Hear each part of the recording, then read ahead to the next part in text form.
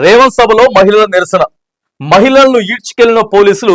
Station Ghanpur సభలో ఘటన చూడండి ఒకసారి. సారు స్టేషన్ గన్పూర్ లో మీటింగ్ పోయిండు. వరంగల్ ని మనం చాలా అద్భుతంగా తీర్చిదిద్దబోతా ఉన్నాం. హైదరాబాద్ తో పోటీ పడేలాగా. మీకు ఇంకా ఏం లేదు.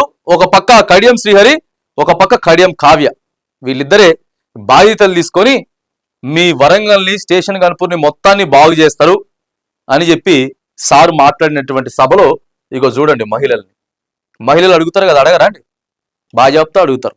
2500 ఇస్తామని చెప్పారు కదా సార్, ఏమైపోయింది సార్? మాకు ఇగో ఇంత 1 ఎకరం 2 ఎకరాలు ఉన్నది, రైతు భరోసా మా ఇంటి పక్కలోకి వచ్చింది కానీ నాకు రాలేదు సార్. నాకు ఒక 40,000 మాత్రమే ఉన్నది రుణమాఫీ.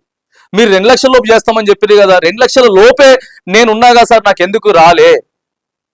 ఇక స్కూటీ తులం బంగారం అంటే పక్కగా పెట్టుర్రు, కానీ చిన్న చిన్నయే ఖచ్చితంగా క్వశ్చన్ చేస్తారు కదా. క్వశ్చన్ చేస్తే ఇక అక్కడ ఉన్నటువంటి పోలీస్ అధికారులు కూడా వాళ్ళని కొద్దిగా పక్కకు నెట్టేటటువంటి ప్రయత్నం జరుగుతుంది. అక్కడ జనగామ జిల్లా స్టేషన్ గన్పూర్ సీఎం రేవంత్ రెడ్డి సభలో మహిళలకు అవమానం జరిగింది. రేవంత్ రెడ్డి సభలో మహిళలు ఆందోళన చేస్తుండగా పోలీసులు బయటికి ఈడ్చుకెళ్లారట.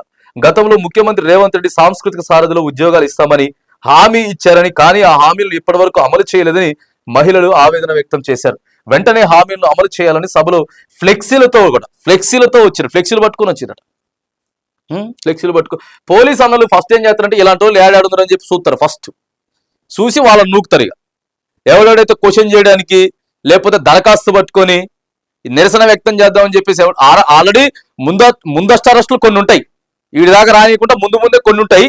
ముఖ్యమంత్రి గారు వచ్చే అంతకు ముందు రోజులుంటే ఉంటాయి ఇవన్నీ క్వశ్చనింగ్. అప్పుడు కేసీఆర్ ఉన్నప్పుడు అంతే, సో ఇప్పుడు కూడా అంతే ఉందిలే. కానీ ఇక మరి మహిళల్ని కూడా నేను ఎడిటేసిరట. ఇంకేం చెప్తారు?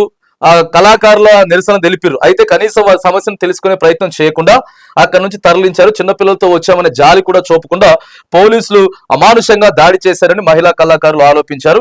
ఈ క్రమంలోనే పోలీసులు ప్రవర్తించిన తీరు పట్ల మహిళా కళాకారులు కూడా ఆగ్రహం వ్యక్తం చేశారట. మరి ఒకసారి చివరి అయిపోయిన తర్వాత ముఖ్యమంత్రి గారు వెళ్ళిపోయే ముందు ఒక దరఖాస్తు, లేకపోతే చివరికి వెళ్ళిపోయేటప్పుడు దరఖాస్తు తీసుకుంటే వాళ్ళు సంతోషంగా పోతారు. సరే మీరు చేసుడు చేయండి తర్వాత సంగతి. ఇంకా అసహనం వ్యక్తం చేశారు మహిళలంతా కూడా. ఈ ఒక్క ప్రాబ్లమే కాదు, ఇంకా అనేకమైనటువంటి విషయాల మీద ఇలా మహిళలు క్వశ్చన్ చేయడానికి ఖచ్చితంగా ప్రభుత్వం ముందైతే ఈ చెప్పొద్దు. ఈ చెప్తే క్రిమినల్స్. ఆయన జర్నలిస్టు మహిళల్ని నెట్టేసిరని చెప్తే క్రిమినల్స్.